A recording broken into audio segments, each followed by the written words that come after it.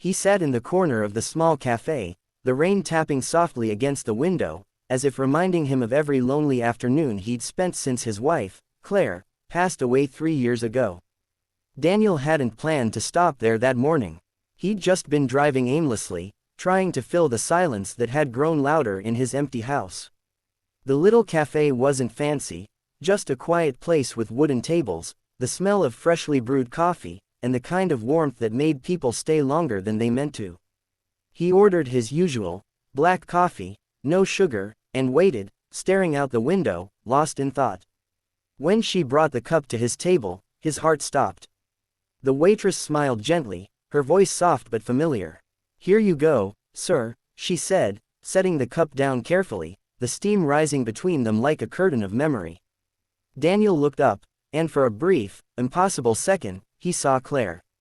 The same gentle eyes, the same dimple that appeared when she smiled, even the same way she tucked a loose strand of hair behind her ear. His throat tightened. He blinked hard, telling himself it was just the lighting, the exhaustion, the loneliness. But when she asked if he needed anything else, her tone, warm and kind, cut straight through him. After she walked away, he sat frozen. He could still hear Claire's laugh echoing in his mind, the way she used to bring him coffee every morning before he went to work, always saying, "One sip before you face the world." He used to tease her about how she made it too strong. Now, that memory felt like a knife and a blessing all at once. He turned to glance at the waitress again. She was talking to another customer, smiling, but her eyes, those eyes, carried something deep, like she too had known loss. Daniel found himself coming back to that cafe every morning. At first, he told himself it was just for the coffee. But it wasn't. Her name was Emily. She was 28, working double shifts to support her little daughter, Lily. Her husband had left 2 years ago, and she'd been rebuilding her life piece by piece, quietly, without complaint. Something about her strength reminded Daniel of Claire, not because she looked like her, but because she felt like her. The same gentleness, the same light in her heart. One rainy morning, the cafe was empty except for the two of them. Daniel finally spoke. "You remind me of someone," he said softly. Emily paused, looking curious but not intrusive. "Your wife," she guessed. He nodded slowly, his voice trembling. "She passed away, but when you smile, it's like she's sitting across from me again." Emily's eyes glistened. "Then I'll make sure to smile more often," she whispered. That simple line broke something inside him. For the first time in years, Daniel felt tears spill freely, not of pain, but release. Days turned into weeks. Daniel started helping around the cafe, fixing the squeaky door, repairing the broken light above the counter. Emily would thank him with a warm cup of coffee and a quiet smile. Lily, her daughter, grew fond of him too. She'd run to his table every morning, showing him her drawings of flowers, houses, and stick figures holding hands. One day, Lily drew 3 people, a man, a woman, and a little girl, with a big heart above them. "That's us," she said proudly. Daniel's chest tightened. He hadn't felt like part of a S in years. But not everything was easy. There were moments when the memories of Claire would flood back so hard he could barely breathe.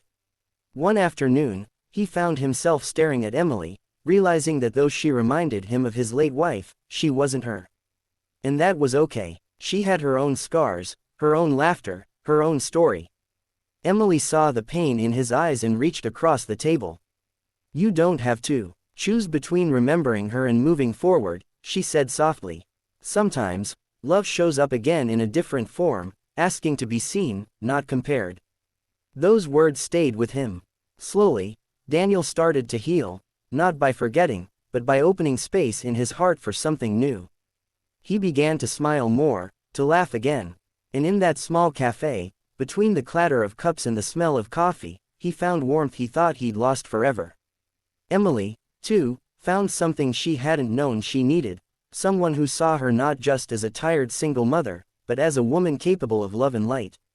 Months later, on the anniversary of Claire's passing, Daniel brought flowers to the cafe instead of the cemetery. He placed them on the counter, next to Emily's coffee machine. "For her," he said. Emily smiled gently. "For her, and for you," she replied. They stood there quietly, both knowing that healing doesn't erase love, it reshapes it. That morning, as Daniel took his first sip of coffee, he felt Claire's presence in the warmth of the cup, in the laughter echoing nearby, in the second chance life had quietly offered him. The cafe wasn't just a place anymore, it was a reminder that love doesn't end when someone leaves. Sometimes, it finds its way back to you, one cup of coffee at a time. By the end of that year, Daniel had stopped sitting alone by the window. He, Emily, and little Lily would share breakfast together before the cafe opened. He'd tell Lily stories about kindness and courage, while Emily would brew coffee just the way Claire used to, strong, but full of warmth. And as the sun poured through the glass, Daniel realized something beautiful. Sometimes, the universe sends us mirrors, not to replace what we've lost, but to remind us that love, in all its forms, never really dies. He came for coffee that day. But what he found was a reflection of love, old, new, and eternal.